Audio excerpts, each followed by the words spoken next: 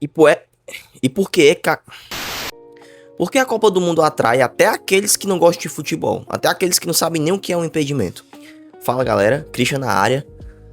Hoje é dia de falar de Copa do Mundo e psicologia. Qual é a psicologia que está por trás da Copa do Mundo e o que faz ela ser tão popular? Eu acredito que é até mais popular que as Olimpíadas.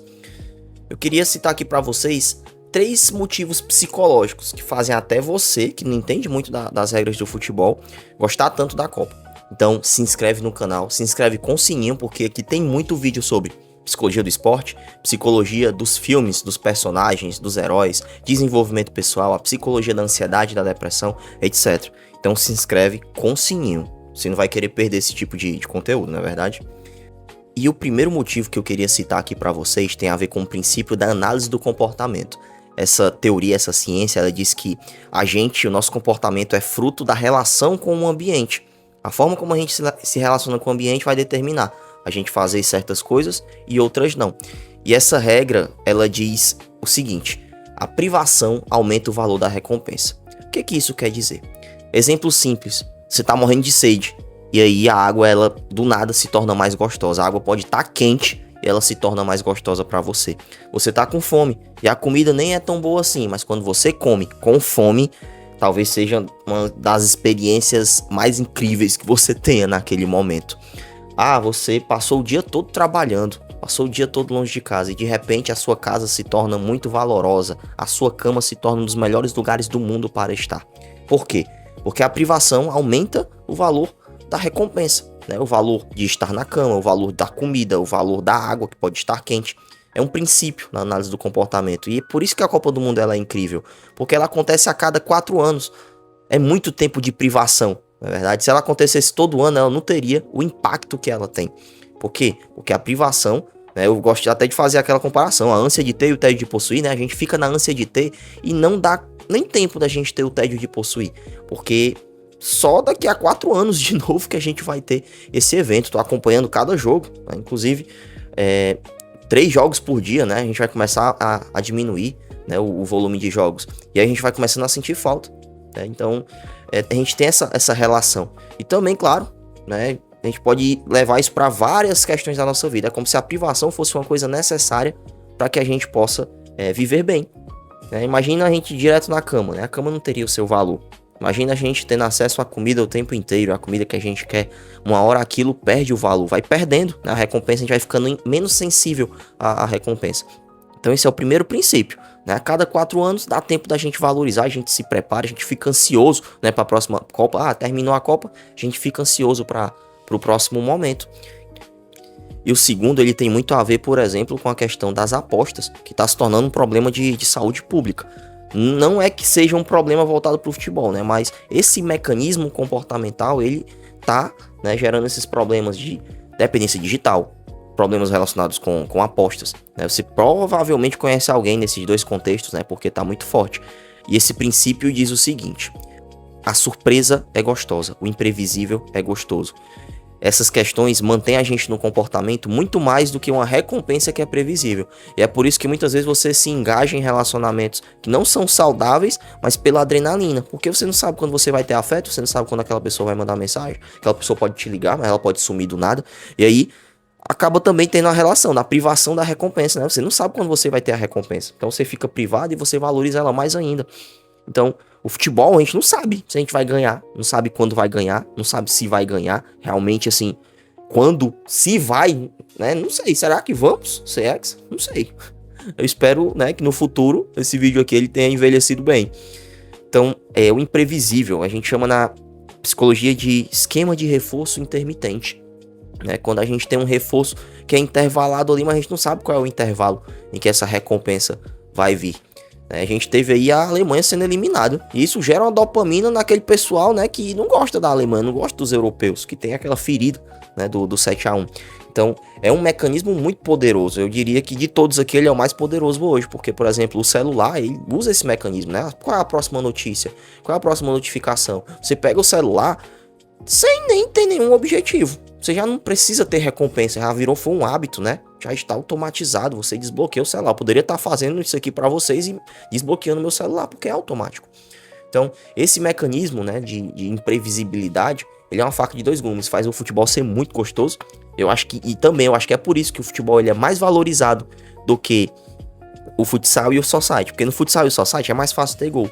No futebol de campo não, é mais difícil, né? Então a gente acaba valorizando. Aí junta os dois princípios. A privação aumenta o valor da recompensa e o imprevisível é mais gostoso. Então esses dois mecanismos são muito poderosos e eles estão presentes na Copa do Mundo. E o terceiro, né? Nós somos animais sociais. Você pode dizer que não tem uma bateria social, mas você de certa forma é social, você precisa de alguém, precisamos de alguém. A gente, enquanto animais, a gente demora para ser independente, porque nós somos animais sociais. Né? Ao mesmo passo que temos uma inteligência, uma capacidade de resolver problemas boa. Então, o próximo mecanismo tem a ver com cooperar ou competir. A Copa é fascinante porque ela permite a gente usar esses dois instintos básicos que a gente tem. Né? Torcer é fazer parte de um grupo. E antigamente a gente se dividia em tribos para poder sobreviver. Antigamente isso era obrigação, fazia parte da gente. E aí, para lutar contra uma ameaça em comum, a gente cooperava um com o outro, né, para competir com o que viesse. Era um leão, um urso, era isso ou era morrer. E então a gente não tinha essa opção.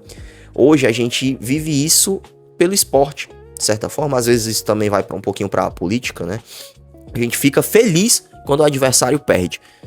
Isso, e a gente tem estudos mostrando que o adversário perdendo, a gente começa a liberar dopamina. Olha só, esse poderoso mecanismo.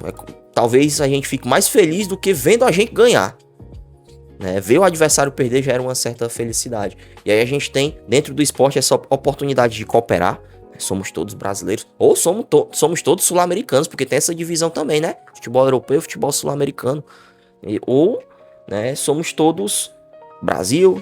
Tem a turma que aí a gente acaba se dividindo também, né? Menino Ney, anti-menino Ney, e por aí vai.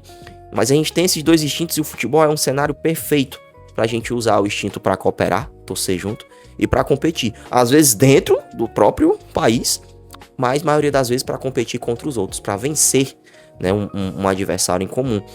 E aí, a gente tem as complicações do fanatismo, né? A gente tem a questão da violência voltada para o esporte. Isso é um problema, a gente não pode negar, né, que é o lado ruim da gente ter esse instinto. Mas a gente quer um grupo para fazer parte, a gente quer um grupo para pertencer. E sim, o nosso instinto de luta faz que a gente queira ter um inimigo para derrubar. E aí quando ele perde, que bom, é como se a ameaça não estivesse aqui, né? O homem primitivo, ele é capaz até de desmaiar, né? Depois de uma luta contra um urso ou algum animal, né, que fosse ameaçador. Ele liberava a adrenalina ali e depois que vencia, poderia relaxar, né? Porque a ameaça não está mais aqui. E é muito parecido, né? A gente ganhou, né? Ontem contra o Japão, terminou o jogo, o pessoal relaxou. E aí agora você sabe a data que eu tô gravando esse vídeo, um dia depois da vitória do Brasil sobre o Japão. Espero que esse vídeo envelheça bem. Mas aí nós temos 3 motivos. A gente tem mais outros motivos, né, se a gente for parar pra pensar, né? Tem o próprio esporte em si, o futebol ser muito popular, mas eu falei aqui de 3 que são muito poderosos, né? A privação, a gente valoriza mais quando a Copa acontece a cada 4 anos. É um mecanismo poderoso, então isso aumenta o valor da recompensa. A imprevisibilidade, né, do futebol, nem sempre o melhor vence. Minha Nossa Senhora, velho. Tipo, é muito massa esse mecanismo, né? Todo mundo torcendo Holanda e Marrocos, todo mundo torcendo aí, achando. O pessoal apostou, né? Quem apostou na Holanda. Marrocos venceu. Eu, se fosse pra apostar, apostaria na Alemanha. Perdeu, né, pro Paraguai. O favorito que venceu foi o Brasil, que bom. Então, esse mecanismo, ele é muito poderoso, né? Ele também gera uma queda, né? A gente aposta, às vezes, numa coisa que é óbvia e a gente recebe como se fosse um andor. E o mecanismo de cooperar e competir. Somos um grupo, temos um grupo, e nesse grupo às vezes a gente usa para competir. 2 instintos, né? O instinto de estar junto e o instinto de conquistar alguma coisa. Esses mecanismos são muito poderosos e movem a tua vida, não somente no esporte. Espero que você tenha gostado desse vídeo. Comenta aqui embaixo alguma dúvida que você tem, né, sobre a Copa do Mundo. Se você quiser minha opinião sobre algum assunto, eu sou atleta desde os 7 anos, eu acho que talvez eu entenda de esporte mais do que psicologia e neurociência, ou igual. Então, se tiver alguma dúvida sobre o assunto, se você quiser mandar um e-mail, me encomendar para fazer alguma palestra na sua empresa, no seu time esportivo, né? Eu trabalho também com isso, trabalho também com atendimento online, principalmente, atendimento presencial. Fique à vontade, que eu tenho o meu e-mail disponível. Nos comentários você pode também falar comigo, tirar a sua dúvida. Mas eu queria que você comentasse aqui embaixo a sua dúvida sobre o assunto. O que você está achando da Copa do Mundo? Comenta, vamos interagir. Então, é esse o vídeo de hoje. Eu espero que realmente você possa curtir, compartilhar, para que eu possa estar fazendo mais vídeos. Não é tão simples assim, né? Tô falando aqui, tem um roteiro aqui que vai me guiando. Então, é isso, gente. Até a próxima e tchau, tchau.